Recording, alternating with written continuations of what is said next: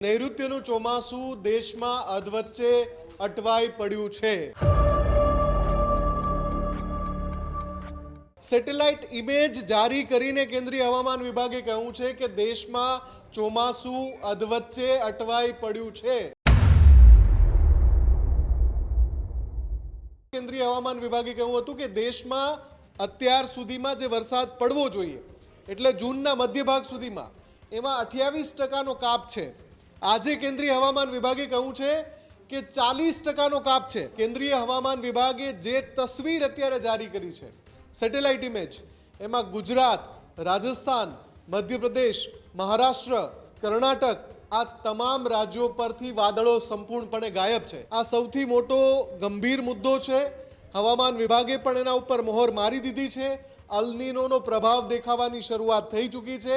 દેશના 9 થી 10 રાજ્યો એની પકડમાં આવી શકે છે અને પ્રભાવિત થઈ શકે છે।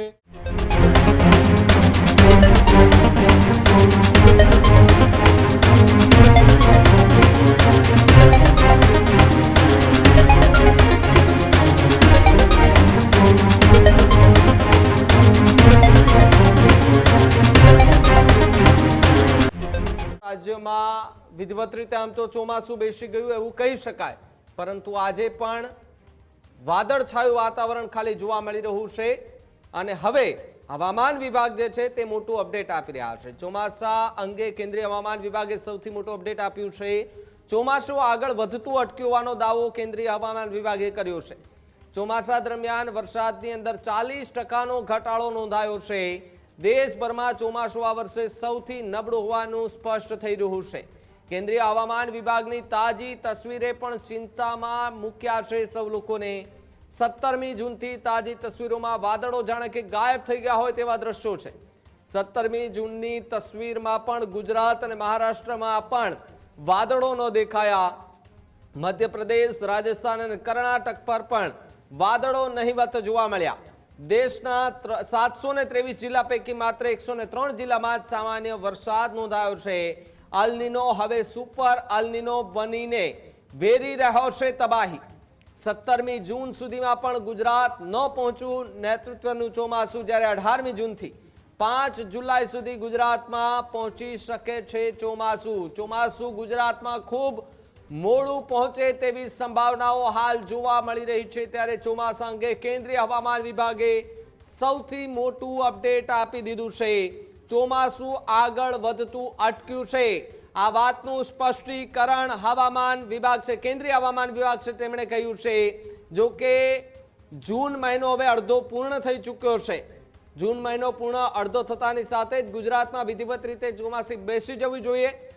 વિસ્તારો અલગ અલગ આવેલા છે, જેમ કે સૌરાષ્ટ્ર અને ઉત્તર ગુજરાત છે તો ત્યાં વરસાદી વાતાવરણની સાથે વરસાદ પણ જોવા મળતો હોય છે, પરંતુ આ વર્ષે વરસાદ ખૂબ ખેંચાવામાં જોવા મળી રહ્યો છે। ખૂબ મોડો પડતો જે છે તે જોવા મળી રહ્યો છે। એના અલગ અલગ કારણો હવામાન વિભાગ જે છે તે આપી રહ્યું છે। મુફદ્દલ ન્યૂઝરૂમથી જોડાયા છે મુફદ્દલ, એક બાદ એક સમાચારો સામે આવી રહ્યા છે।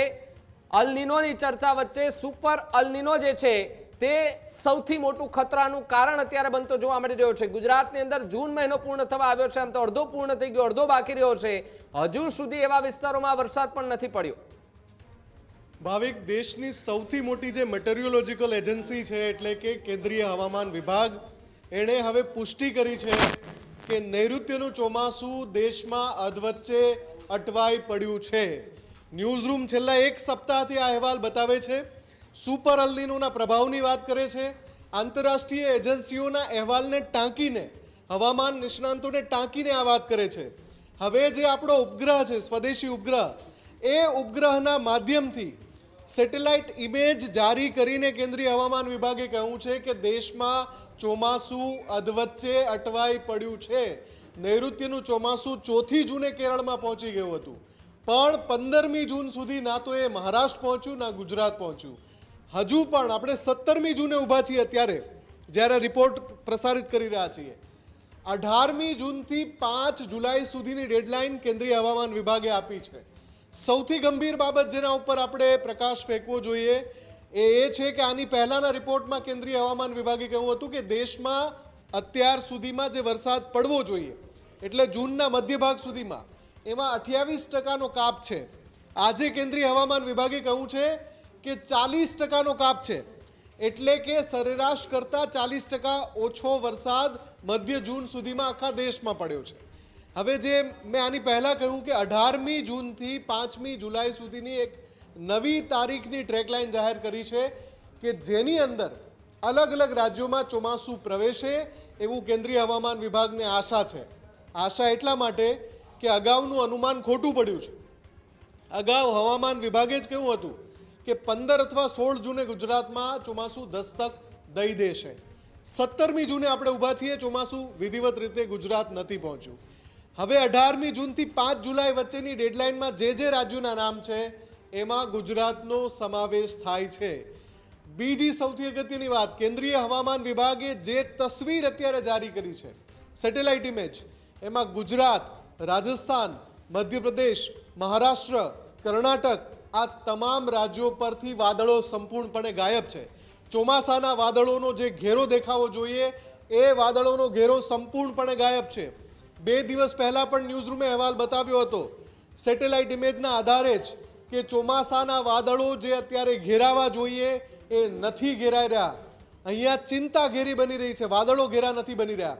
એટલે આ સૌથી મોટો ગંભીર મુદ્દો છે. હવામાન વિભાગે પણ એના ઉપર મહોર મારી દીધી છે. અલ્નીનોનો પ્રભાવ દેખાવાની શરૂઆત થઈ ચૂકી છે.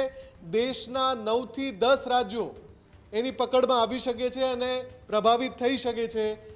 નબળું ચોમાસું આ વખતે આવવાનું છે એ વાત હવે નિશ્ચિત છે. ભાવિક, બિલકુલ બિલકુલ. આભાર મુફદ્દલ, જોડાવા બદલ અને માહિતી બદલ. હજુ સુધી તમે અમારી ચેનલને સબસ્ક્રાઇબ નથી કરી તો અત્યારે જ ન્યૂઝરૂમ ગુજરાતને સબસ્ક્રાઇબ કરો, ફેસબુક અને ઇન્સ્ટાગ્રામ પર ફોલો કરો.